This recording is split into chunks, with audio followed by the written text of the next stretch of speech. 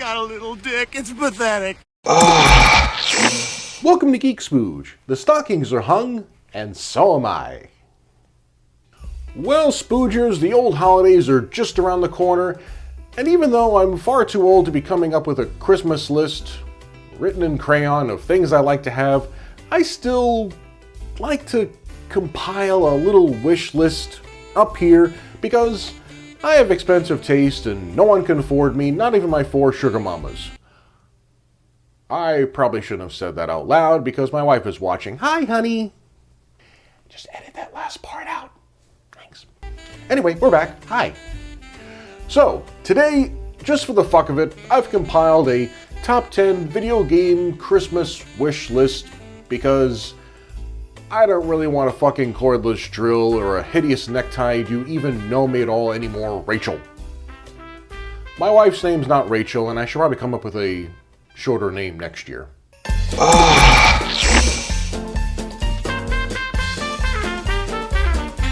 Number 10. Blaster Master 2 on the Sega Genesis. Obviously, this was not the most well-received game and not a lot of people talked about it. I believe I rented it maybe once or twice from Blockbuster Video, and in spite of the fact that I didn't know where the fuck I was going and probably didn't pass the first stage, I would actually love another crack at this. I remember the music and the effects being cool because Sega Genesis. And I am a fan of the original Blaster Master on NES, so I like to think that helps.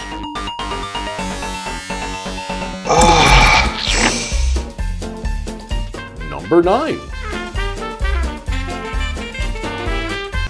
F-Zero GX on the Nintendo GameCube. Now this was one I actually owned for quite some time and I was relatively good at it, sort of.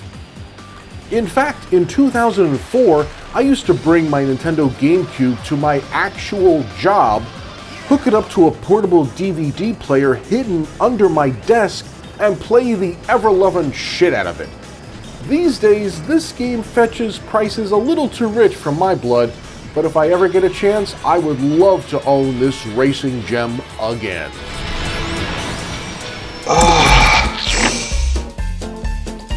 Number 8.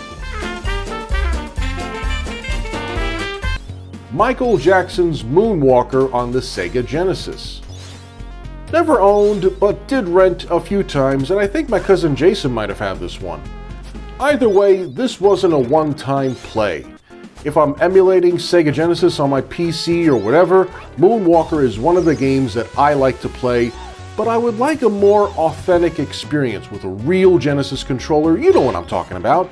Having a physical cartridge to own would be fucking awesome, but I also know it'll be fucking expensive.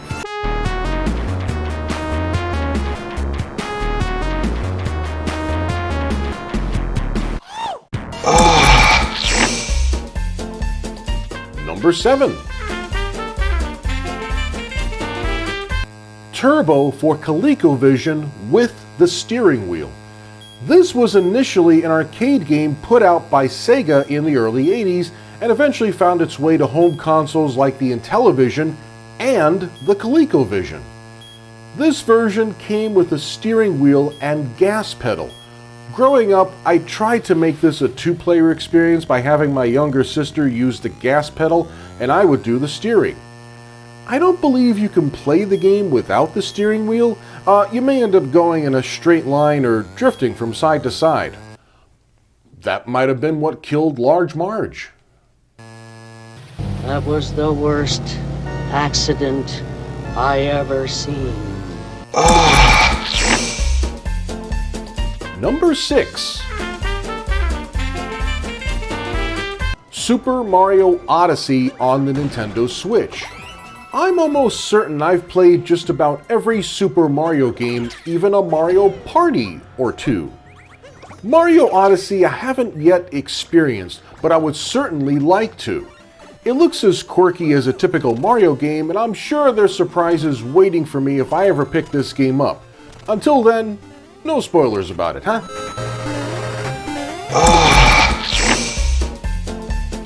Number 5. Super Metroid for Super NES.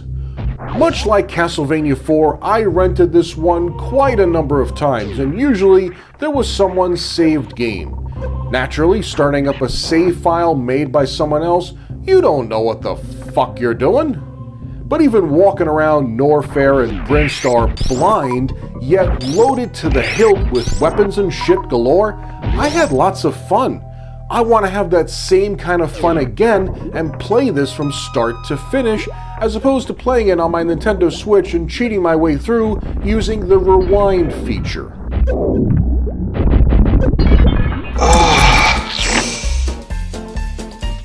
Number 4. Mike Tyson's Punch-Out on the NES. This is another example of no matter how good the emulator or how good the controller, even if it looks like an NES controller, playing the real thing is much better. Certain fighters respond differently to your moves and left-right combos on a real NES better than an NES emulator. I could be crazy, but the point is, I would definitely want Mike Tyson's Punch-Out back in my collection again. I've seen it fetch a price as high as $300, but hey, I've got bills to pay, bitches. Iron Mike is gonna have to wait.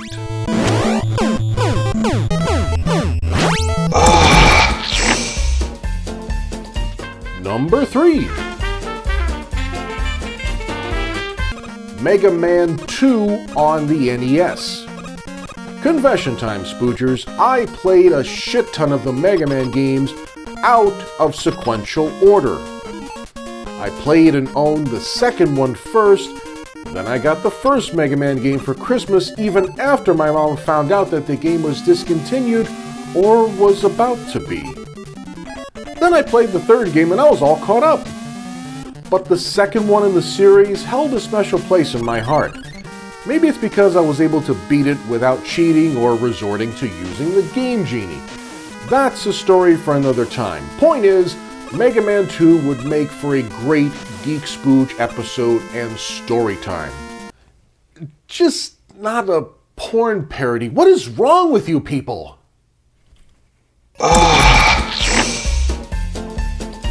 Number 2. Teenage Mutant Ninja Turtles 4, Turtles in Time for the Super Nintendo. I loved the Turtles arcade game when I was a kid, and I definitely wanted an authentic experience at home, but technology wasn't there yet.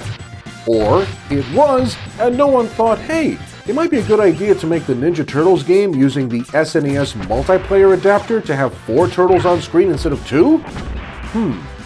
Maybe that might have slowed down the game if too many characters were on screen at once? I don't know. Either way, we got a damn cool Ninja Turtles game on SNES where they go through all sorts of time periods without the use of a flux capacitor.